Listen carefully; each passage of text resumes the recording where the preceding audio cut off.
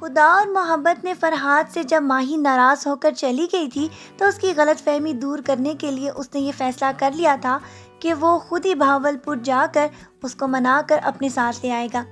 اسی لیے تو اس نے کاظم صاحب سے بھی یہ کہہ دیا تھا کہ وہ اپنی سٹڈیز کو دوبارہ سے کمپلیٹ کرنا چاہتا ہے۔ اسی لیے آپ کے جاننے والے کا جو کانٹیکٹ ہے وہ پلیز مجھے دے دیجیے تاکہ میں بہاولپور میں رہ سکوں اور مجھے کوئی پریشانی کا سامنا نہ کرنا پڑے۔ جبکہ جاتے ہوئے اس کے والدین تو بہت پریشان تھے اور اس کی والدہ کا تو رو رو کر برا حال تھا۔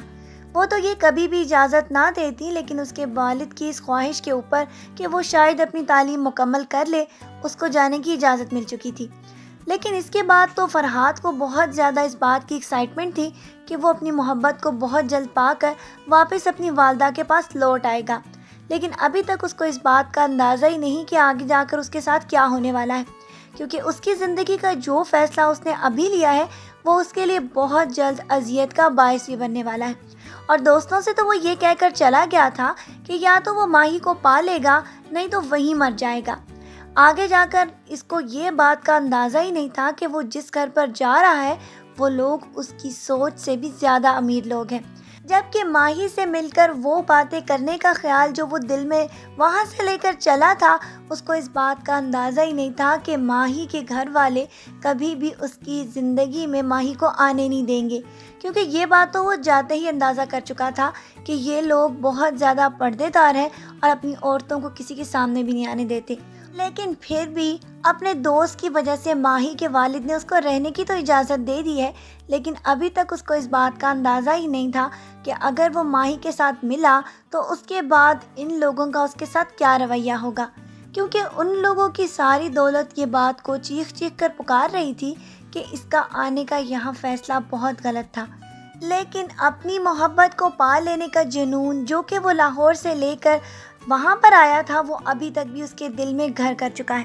اور وہ یہ فیصلہ کر لے گا کہ وہ کسی طرح ماہی کو ڈھونڈے گا تاکہ ماہی سے اپنی محبت کا اظہار کر سکے۔ جبکہ ماہی کا بھائی جو کہ اس کی بھابھی کا میاں بھی ہے، آگے جا کر وہ اس کے لیے بہت زیادہ مشکلات کا سبب بننے والا ہے، کیونکہ یہ تو اپنی حرکتوں سے پہلے ہی بہت زیادہ خطرناک مشہور ہے، اور جب اسے اس کے بارے میں معلوم ہوگا تو پھر تو ماہی کی زندگی میں جو مشکلات آئیں گی اس کا آپ اندازہ بھی نہیں کر سکتے۔ جبکہ ماہی کی بھابھی ہر ممکن کوشش کرے گی کہ کسی طرح ان دونوں کا آپس میں سامنا نہ ہو،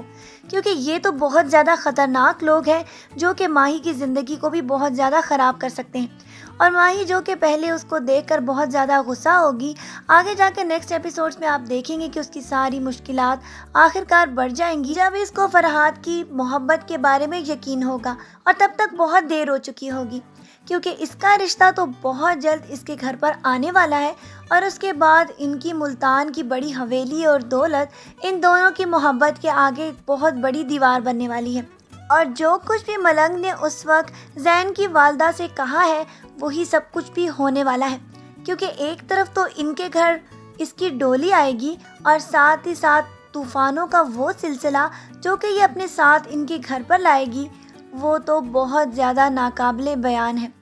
آج کے پرومو ریویو کو یہیں پہ ختم کرتے ہیں اور نیکسٹ پرومو ویڈیو میں پھر ملتے ہیں۔ اپنا ڈھیر سارا خیال رکھے گا بہت ساری دعاؤں کے ساتھ۔ اللہ حافظ۔